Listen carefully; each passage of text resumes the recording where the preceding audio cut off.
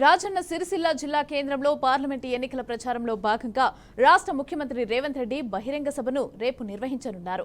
ఇందుకు గాను స్థానిక కాంగ్రెస్ నాయకులు నియోజకవర్గం కేంద్రంలో స్థల పరిశీలన చేశారు. ఇక పట్టణంలోని మొదటి బైపాస్ రోడ్లో ఎమ్మెల్యే క్యాంప్ ఆఫీస్ కి దగ్గరలో స్థలంని పరిశీలించారు.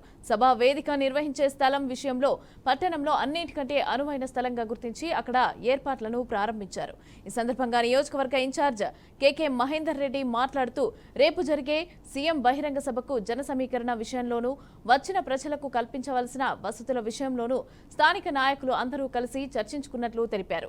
ఇట్టి సభకు ఇక నియోజకవర్గ ప్రజలందరూ కూడా పెద్ద మొత్తంలో హాజరై సభను విజయవంతం చేయాలని కోరారు. పార్లమెంట్ ఎలక్షన్లో భాగంగా ప్రదేశ్ కాంగ్రెస్ అధ్యక్షులు అలాగే గౌరవ ముఖ్యమంత్రి యనుమల రేవంత్ రెడ్డి గారి యొక్క సభ బహిరంగ సభ సిరిసిల్ల పట్టణంలో మే 3వ తారీఖున చేయడానికి నిర్ణయించడం జరిగింది.